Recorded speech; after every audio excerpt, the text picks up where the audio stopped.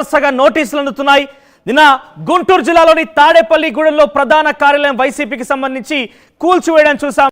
ప్రభుత్వ భూముల్లో అక్రమంగా అవినీతి పాల్పడుతూ కూల్చడాలటువంటి ఘటనలు చూసాం. ఇక్కడ మీరు స్క్రీన్ మీద చూడొచ్చు. పెద్ద ఎత్తున వైసీపీ తాడేపల్లిగూడెంలో ప్రధాన కార్యాలయం అక్కడ కూడా కొంత ప్రభుత్వ భూమిని ఆక్రమించి అవినీతి ఎటువంటి పర్మిషన్స్ లేకుండానే నిర్మించారనే ఒక ఆరోపణతోని సిఆర్డీ అధికారులు 2 సార్లు నోటీసులు జారీ చేశారు. దానికి సంబంధించి ఎటువంటి సమాధానం రాకపోయేసరికల్లా నిన్న దీనికి సంబంధించి ఉదయాన్నే కూల్చివేయడం జరిగింది. డిమాలిషింగ్ ఆర్డర్స్ ఇచ్చి కూల్చివేయడం జరిగింది. సో చాలా పెద్ద ఎత్తున ఈ తాడేపల్లిగూడెంలోని వైసీపీ ప్రధాన కార్యాలయం కూల్చివేత తర్వాత రాష్ట్ర వ్యాప్తంగా మిగిలినటువంటి 26 జిల్లాలకు సంబంధించినటువంటి పూర్తి స్థాయి వైసీపీ భవనాలన్నీ కూడా అక్రమమే అనేది చాలా సుస్పష్టంగా పెద్ద ఎత్తున ప్రచారం జరుగుతోంది. దానికి సంబంధించి వైసీపీ నేతలు కూడా కొంత ఆందోళన చెందుతున్న పరిస్థితి కనబడుతోంది. ఉదయం నుంచి కూడా బిగ్ బ్రేకింగ్ అని చెప్పాలని మొదటి నుంచి కూడా జగన్మోహన్ రెడ్డికి వరుస షాకులు తగులుతున్నాయి. ఇక నెక్స్ట్ విషయానికి వస్తే కనుక తాడేపల్లిగూడెంలోని ఈ వైసీపీ కార్యాలయాన్ని కూల్చివేసిన తర్వాత మిగిలినటువంటి 26 జిల్లాలకు సంబంధించి కూడా పెద్ద ఎత్తున సంచలనం రేపుతోంది. ఇక్కడ మీరు చూడొచ్చు వైసీపీ వైజాగ్ సంబంధించినటువంటి కార్యాలయం ఇది. విశాఖపట్నంలోని వైసీపీ పార్టీ కార్యాలయానికి కూడా ఉన్నతాధికారులు ప్రభుత్వ అధికారులు నోటీసులు జారీ చేశారు. దానికి సంబంధించి కూడా నోటీసులు అక్కడ స్టిక్ చేసినటువంటి విజువల్స్ కూడా చూస్తున్నాం మనం. సోరల్గా విశాఖనే కాదు 26 జిల్లాల్లో కూడా ఇదే పరిస్థితి. సో అక్కడ కూడా నోటీసులు ఇప్పటికే చాలా నియోజకవర్గాల్లో చాలా జిల్లాల్లో కూడా అధికారులు అందిస్తున్న పరిస్థితి కనబడుతోంది. ఒకసారి వైజాగ్లో వైసీపీ పార్టీ కార్యాలయానికి సంబంధించి నోటీసులు అంటిస్తున్నటువంటి దృశ్యాలు కూడా చూస్తున్నాం మనం. ఒకసారి దీనికి సంబంధించి మనకు బయట కూడా చూసే ప్రయత్నించుదాం. అధికారులు ఎందుకు అంటించారు, వైసీపీ కార్యాలయానికి అంటించడానికి ఈ నోటీసులు అంటించడానికి కారణం ఏంటి కూడా అధికారులు మాట్లాడారు. దానికి సంబంధించి బయట కూడా చూసే ప్రయత్నించుదాం. నా పేరు చేబోల్ దుర్గాప్రసాద్. మా ఊరు కొత్తూరు నరసింహపేట గ్రామం 84వ వార్డు. మరి ఎన్నో సంవత్సరాల నుంచి మా ఉమ్మడి అవసరాల కోసం గ్రామ ప్రజలందరూ ఇక్కడ కాపు భవనం కట్టుకోవాలి, అలాగే ఉన్న స్థలంలో మిగతా స్థలంలో కూడా ఒక ఇండోర్ స్టేడియం కట్టుకోవాలని భావించి మరి ఎటువంటి అక్రమాలకు గురవ్వకుండా ఈ స్థలాన్ని ఎన్నో సంవత్సరాల నుంచి కాపాడుకుంటూ వస్తున్నామండి. మరి 2019లో వైసీపీ ప్రభుత్వం గెలిచిన తర్వాత ఇక్కడ గెలవకముందు అమర్నాథ్ గారు ఎట్టి పరిస్థితుల్లో ఈ భూమిని మీకు కేటాయించి ఇక్కడ మీకు కళ్యాణమండపం కట్టిస్తానండి అని చెప్పి ప్రజలందరినీ హామీ తీసుకొని ఈరోజు ప్రజలందరినీ మోసం చేసి అక్రమంగా ప్రజా అవసరాలకి విరుద్ధంగా ప్రజలకు విరుద్ధంగా ప్రజల నిర్ణయాలన్నీ పక్కన పెట్టి ఇక్కడ అనాథరైజ్డ్గా ఈ వైసీపీ కార్యాలయాన్ని కట్టడం ప్రజలందరూ వ్యతిరేకిస్తున్నామండి.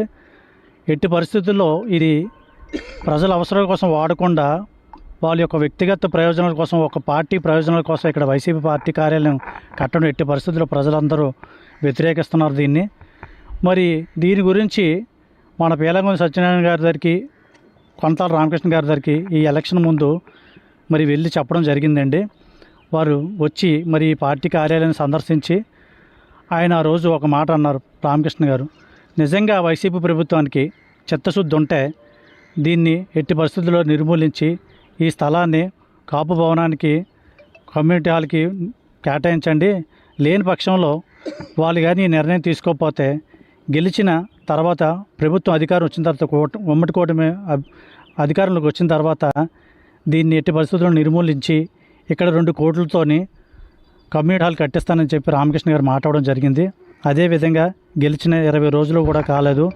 మరి అధికారులందరికీ కూడా సూచనలు ఇచ్చి ఈ యొక్క పార్టీ కార్యాలయాన్ని ఒక తగు చర్యలు తీసుకోవాలని చెప్పి అధికారులందరికీ చెప్పడం జరిగింది. దానికి ప్రజలందరితో కూడా మేము కూడా ఆనందం వ్యక్తం చేస్తున్నామండి.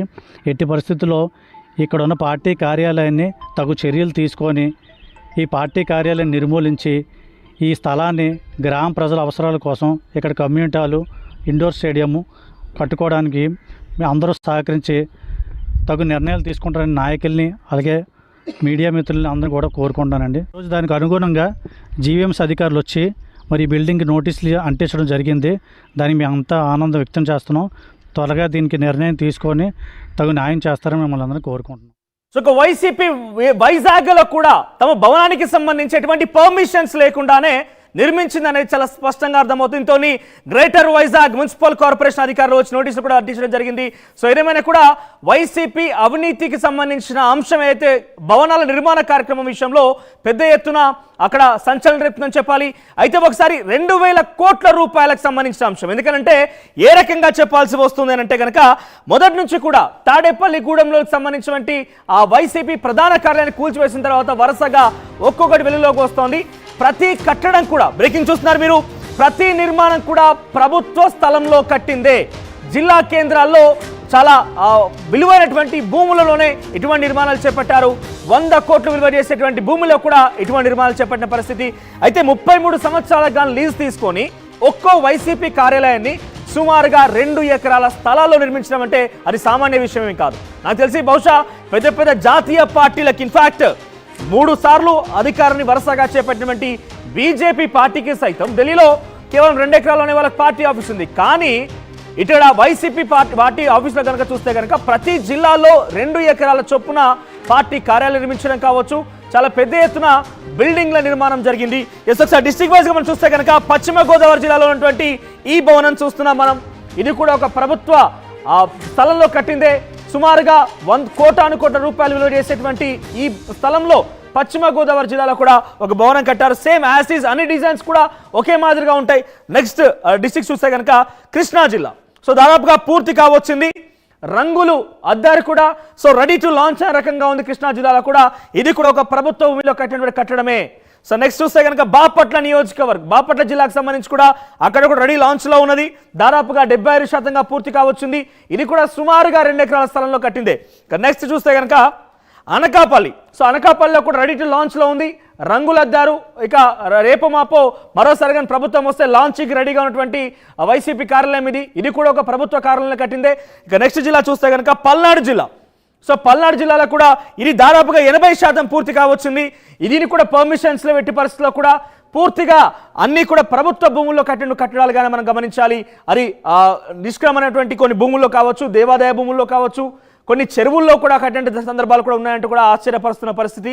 సో ఇది పల్నాడు జిల్లాకు సంబంధించింది. మరొకటి తిరుపతి జిల్లాకు సంబంధించి. సో తిరుపతిలో కూడా దాదాపుగా 50% వరకు పూర్తి కావచ్చింది. ఇది తిరుపతిలో కూడా ప్రభుత్వ స్థలంలోనే కట్టినటువంటి వైసీపీ కార్యాలయం ఇది.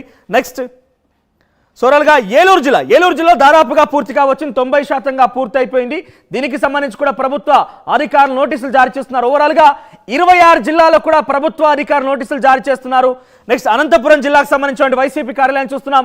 మీరు గమనిస్తే దాదాపుగా అన్ని కూడా ఒకే డిజైన్లో సుమారుగా 2 ఎకరాల స్థలంలోనే నిర్మించారు. అన్ని సేమ్ పెయింటింగ్స్, సేమ్ డిజైన్, అన్ని కూడా ఒకే రకంగా ఉన్నాయి. ఇన్ఫాక్ట్ టీడీపీ నాయకులు కూడా ఆరోపిస్తున్న అంశం ఏంటంటే ఇవన్నీ కూడా ఒక ప్యాలెస్ను తలపిస్తున్నాయి రకంగా ఆరోపిస్తున్నారు. నెక్స్ట్ శ్రీకాకుళంకి సంబంధించిన జిల్లాలో వైసీపీ కార్యాలయం చూస్తున్నాం. ఇప్పుడే నిర్మాణ దశలో ఉంది. ఇది సుమారుగా 50% కావచ్చింది ఇది కూడా.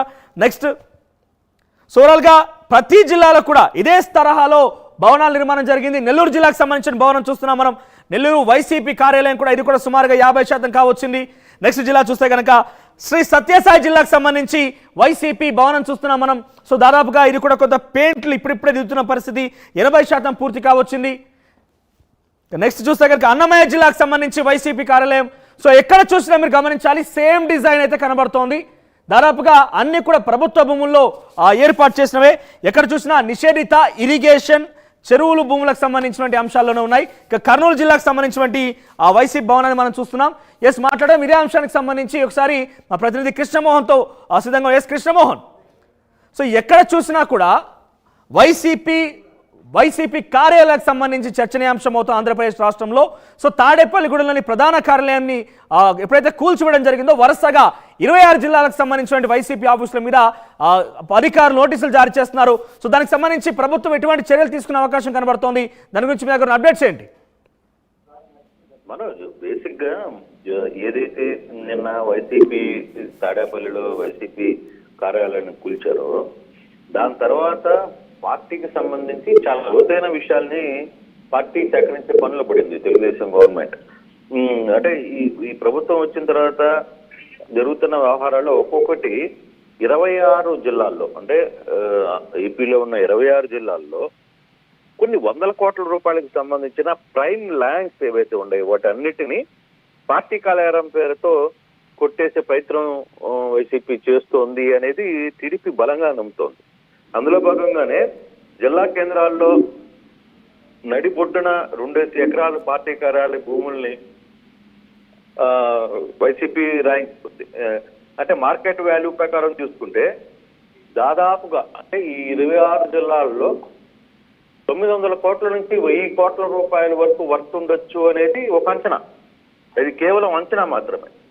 అంటే భూములు ప్రైమ్ ల్యాండ్స్ ఒక్కొక్క జిల్లాలో ఇప్పుడు మీరు చూపిస్తున్నారు ఎక్కడెక్కడ ఏ పార్టీ కార్యాలయాలు కట్టిందో మనం. కానీ అదే వ్యవహారంలో 26 జిల్లాల్లో కూడా భూమి అలాట్మెంట్ జరిగిపోయింది. లీజ్ పేరు మీద కొన్ని 33 సంవత్సరాల లీజ్ పేరు మీద కొన్ని తీసుకున్నారు. కనీసం 1000 రూపాయలు కూడా దానికి కట్టిన పరిస్థితి లేదు. అంటే ఇవన్నీ కూడా దాదాపుగా ఇప్పుడు కానీ చూసుకుంటే ఒక్కొక్క పార్టీ కార్యాలయానికి కూడా 15 నుంచి 20 కోట్లు ఖర్చు చేసే పరిస్థితి. అంటే ఒక రాజ్ మహల్స్ లాగా ఈ పార్టీ కార్యాలయాన్ని కట్టాలనేది చేశారు. అంటే భవనంలో ఇంటీరియర్ కావచ్చు, ఇతర ఫర్నిచర్స్ కావచ్చు, మొత్తం ఒక రిచ్ కండిషన్ లో ఉండాలి అనే దీనిలో రాజభవనాల్ని ఉండేటట్టుగా ప్లాన్ చేసిన పరిస్థితి చాలా స్పష్టంగా కనబడుతుంది అనేది ఇప్పుడు చాలా వ్యవహారాలు ఒక్కొక్కటిగా బయటకు వస్తున్న పరిస్థితి మనం చూస్తున్నాం మనం.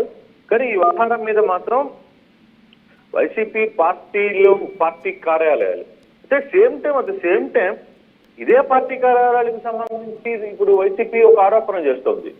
తెలుగుదేశం గతంలో ఉన్నప్పుడు కూడా లీజుల పేరు మీద తెలుగుదేశం పార్టీ కార్యాలయాలు కట్టారు అనేది కొత్త వాళ్ళు సోషల్ మీడియాలో కొన్ని పోస్టులు చేసే పని పెట్టారు.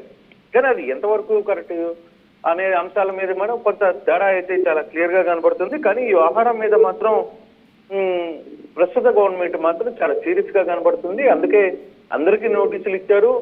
దాదాపుగా 7 రోజుల లోపల ఈ వ్యవహారాన్ని తేల్చాలి, మీరు మీకు మీ దగ్గర ఉన్న సమాచారాన్ని ఇవ్వాలి. మరోవైపు ఏంటంటే వీటన్నిటిని ర్యాంకింగ్ గ్రూప్ అంటే అయోధ్య రామరెడ్డికి సంబంధించిన గ్రూపు బిల్డింగ్స్ కడుతోంది. మరి దీనికి ఫండింగ్ ఎవరిచ్చారు? పార్టీ నుంచి ఇచ్చారా లేకపోతే ఎక్కడి నుంచి నడుస్తోంది? చాలా అంశాలు దీని మీద నడిచే పరిస్థితి ఉంది. రాబోయే రోజుల్లో మాత్రం ఈ వ్యవహారం కొంచెం హాట్ టాపిక్ గా మారే పరిస్థితి అయితే చాలా స్పష్టంగా కనబడుతుంది. కానీ ప్రస్తుత గవర్నమెంట్ మాత్రం వ్యవహారంలో కొంచెం సీరియస్ గానే వీటి మీద దృష్టి పెట్టింది. దాదాపుగా 1000 కోట్ల భూములు 26 జిల్లాలకు సంబంధించి కాజేసే పరిస్థితి. 42 ఎకరాలు ఇచ్చారనేది నారా లోకేష్ ట్వీట్ లో స్వయంగా పెట్టిన పరిస్థితి. సో ఇటువంటి సిచ్యువేషన్స్ లో రేపు ఎలా ఉండబోతున్నాయి? వీటిని పూర్తిగా కొలగొడతారా లేకపోతే తిరిగి హ్యాండ్ ఓవర్ చేసుకుంటారా? లేదు ఆ భవనాలు కంప్లీట్ అయిన భవనాల్ని హ్యాండ్ ఓవర్ చేసుకునే ప్రభుత్వం వేరే వాటి కోసం వాడతారా అనేది కూడా మనం చూడాలి. రేపు కేబినెట్ జరిగిపోతుంది కాబట్టి దీనికి సంబంధించి కొంత పూర్తి సమాచారం తెలిసే పరిస్థితి అయితే కనబడుతుంది. మనోజ్.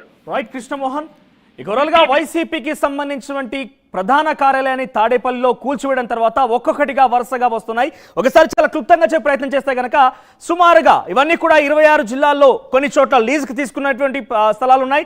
మరికొన్ని చోట్ల వాళ్ళు డైరెక్ట్ గానే ఒక రకంగా చెప్పాలంటే టీడీపీ ఆరోపిస్తున్న ప్రకారంగా కబ్జా చేశారని కూడా వాళ్ళు ఆరోపిస్తున్నారు. సో అన్నింటికి కూడా దాదాపుగా నోటీసులు జారీ చేయబడింది. ఇప్పటికే తాడేపల్లిలోని వైసీపీ ప్రధాన కార్యాలయం కూల్చివేయబడింది. మరోవైపు సుమారుగా ఇవన్నీ కలిపితే కనుక 900 నుంచి 1000 కోట్ల రూపాయలటువంటి స్థలాలు, ఇవన్నీ కూడా 1000 కోట్ల విలువ చేసేటువంటి స్థలాలు ఉన్నాయి. దాంట్లో ప్రతి చోట కూడా ఒకే డిజైన్తోని వైసీపీ కార్యాలయాలు కట్టబడుతున్నాయి. అన్ని కూడా ఆ టీడీపీ ఆరోపిస్తున్న ప్రకారంగా ఒక్కొక్కటి ప్యాలెస్ను తలపిస్తోంది. ప్రతి జిల్లాలో కూడా ఒక్కొక్క ప్యాలెస్ను తలపించే విధంగా వైసీపీ ప్రధాన కార్యాలయాన్ని కూడా అక్కడ జిల్లా కార్యాలయాలుగా వాళ్ళు నిర్మిస్తున్న పరిస్థితి.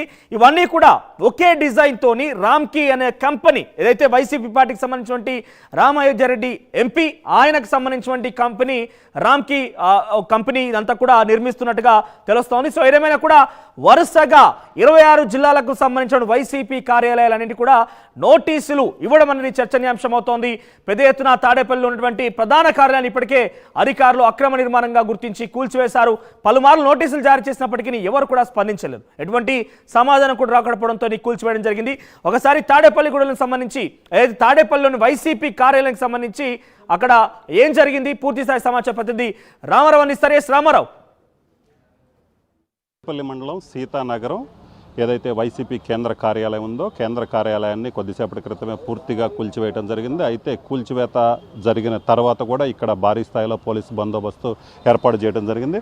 ప్రస్తుతం మనం విజువల్స్లో చూడొచ్చు ఏదైతే ఆ కేంద్ర పార్టీ కార్యాలయం నిర్మాణం చేసినటువంటి స్థలం ఉందో ఈ స్థలం ఎంట్రన్స్ దగ్గర పూర్తిగా పోలీసులు బందోబస్తుగా ఉండటం చూడొచ్చు. అలాగనే చుట్టుపక్కల కూడా విజువల్స్ కూడా చాలా చోట్ల చూసినట్లయితే భారీ స్థాయిలో బందోబస్తుగా పోలీసులు ఉన్నటువంటి పరిస్థితి ఉంది. అలాగే ఏదైతే ఈ చుట్టుపక్కల కూడా మనం చూసుకున్నట్లయితే విజువల్స్లో చూడొచ్చు ఇక్కడ కూడా పోలీసు వాహనాలు భారీ సంఖ్యలో వచ్చాయి, పోలీసులు రావటం జరిగింది. అలాగనే మరొక పక్క చూసుకున్నట్లయితే ఒక బస్సు కూడా ఉంది. సో ఈ బస్సులోనే పోలీసులు భారీ సంఖ్యలో ఉన్నారు. ఇక్కడికి మరికొద్దిసేపట్లో వైసీపీ నాయకులు వస్తారన్న సమాచారంతో భారీగా పోలీసులు మోహరించడం జరిగింది.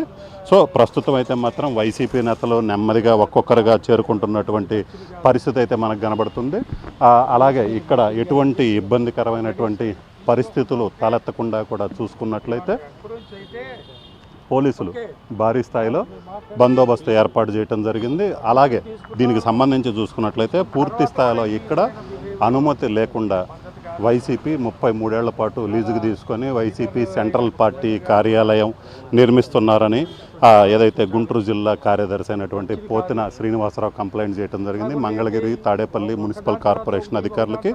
సో ఈ నేపథ్యంలోనే దీనికి సంబంధించి అధికారులు చర్యలు తీసుకోవడం జరిగింది. అలాగనే ఉదయాన్నే 6 గంటలకు ఇక్కడికి వచ్చినటువంటి అధికారులు మొత్తం 7 బుల్డోజర్ల సాయంతోనే పూర్తిగా వైసీపీ ఒక ఫ్లోరు కంప్లీట్ అయింది. రెండో ఫ్లోర్కి రెడీ అవుతున్న సమయంలోనే చూసుకున్నట్లయితే మొత్తం 7 బుల్డోజర్లతో వచ్చి పూర్తిగా కూడా కంప్లీట్గా కేంద్ర పార్టీ కార్యాలయాన్ని అయితే మాత్రం కంప్లీట్గా కూల్చివేయడం జరిగింది. అలాగనే గ్రౌండ్ ఫ్లోర్తో పాటు ఫ్లోరింగ్